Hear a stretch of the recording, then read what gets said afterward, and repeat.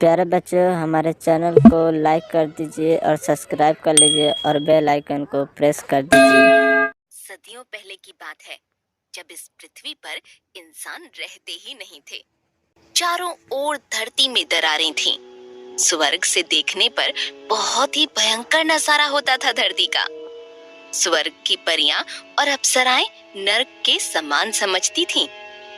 एक दिन सभी परियां आपस में बातें करती हैं, स्वर्ग से धरती को देखते हुए।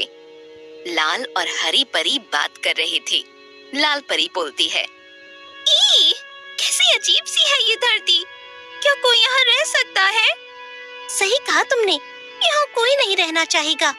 ना हरियाली है, ना रंग है, ना मनोरंजन है, ना ही कोई अपना।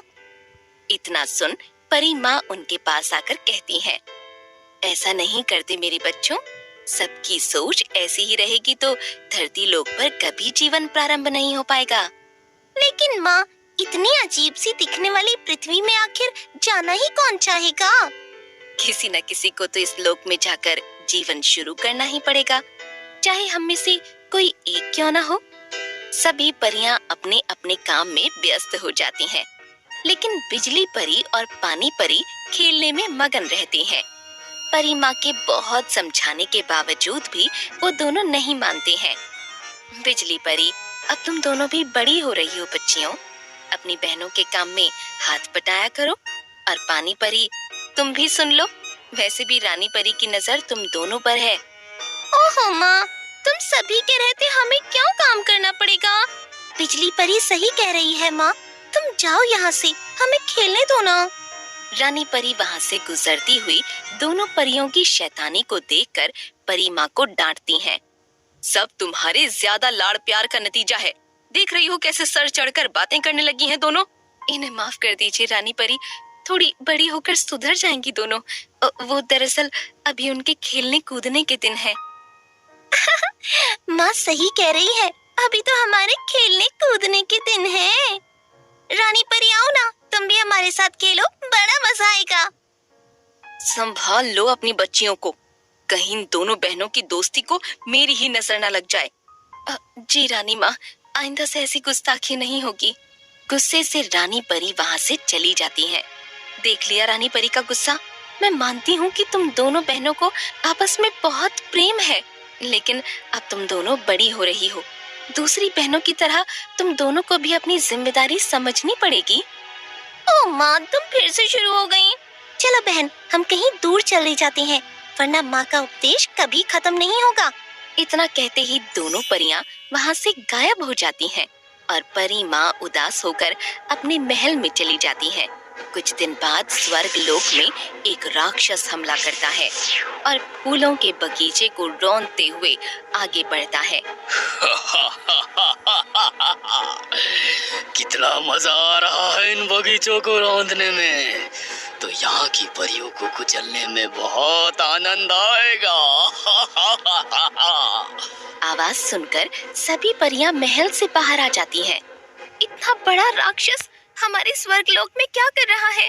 हमें बहुत डर लग रहा है माँ। तुम सब चिंता मत करो बच्चियों, हम सब अपनी जादुई छड़ी की शक्ति से इस राक्षस का सर्वनाश करेंगे। लेकिन माँ, ये तो बहुत विशाल राक्षस है, हमें तो इसे देखकर ही डर लग रहा है। डरने से कुछ हासिल नहीं होता बच्चों, हमें हिम्मत से लड़ना होगा।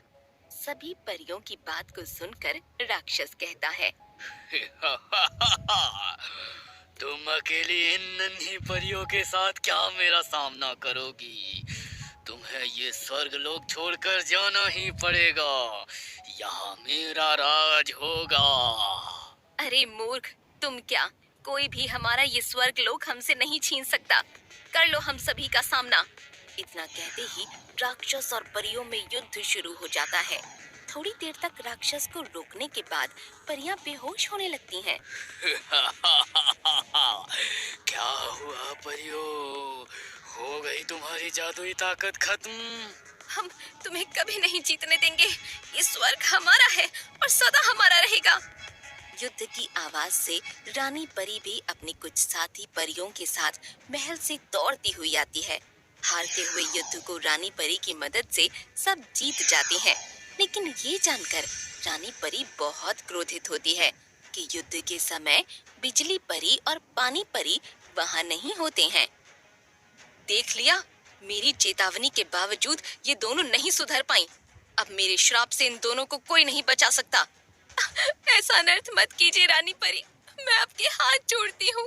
उन दोनों को उनके किए की सजा जरूर मिलेगी। ये मेरा वचन है और मेरा वचन ही शासन है।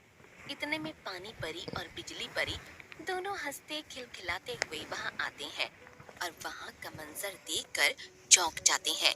ये क्या हुआ माँ? क्या कोई तूफान आया था क्या? तुम चुप क्या हो माँ? बोलो ना, यहाँ क्या हुआ था? तूफान तो अब आने वाला है। तुम दोनों को तुम्हारी गलती की सजा जरूर मिलेगी। हमने कुछ नहीं किया, हमें क्यों सजा मिलनी चाहिए? ये सुनते ही परी माँ जोर से चीख पड़ती है।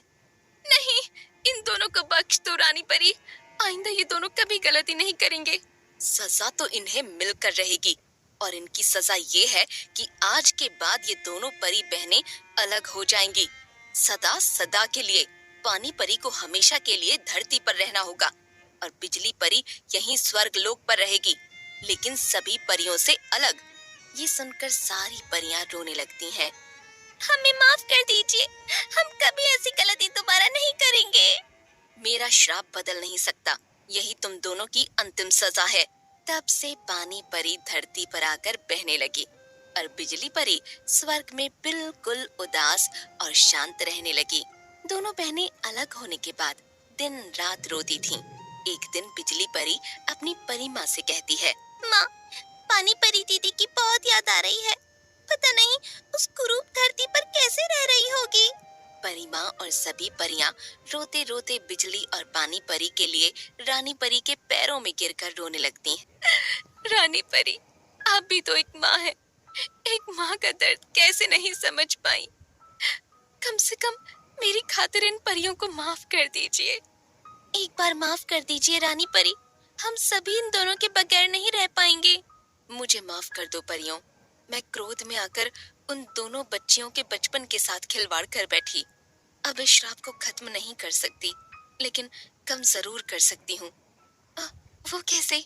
आज के बाद युगों युगों तक जब भी बिजली परी को पानी परी की बहुत ज्यादा याद आएगी, तब बिजली परी धरती में जाकर पानी परी में समा जाएगी और उन दोनों बहनों के प्रेम को देखकर बादल भी बरसकर आंसू बहाएगा। बहुत बहुत धन्यवाद रानी परी, हम सभी परियां आपका ये एहसान कभी नहीं भूलेंगी। बस फिर क्या था, तभी से बिजली के कड़क कर पानी में गिरने का सिलसिला शुरू हो गया और इन दोनों बहनों के प्रेम को देखकर बादल भाई भी रोने लगता है और तब से धरती पर हरियाली और इंसानों का जीवन शुरू हो जाता है।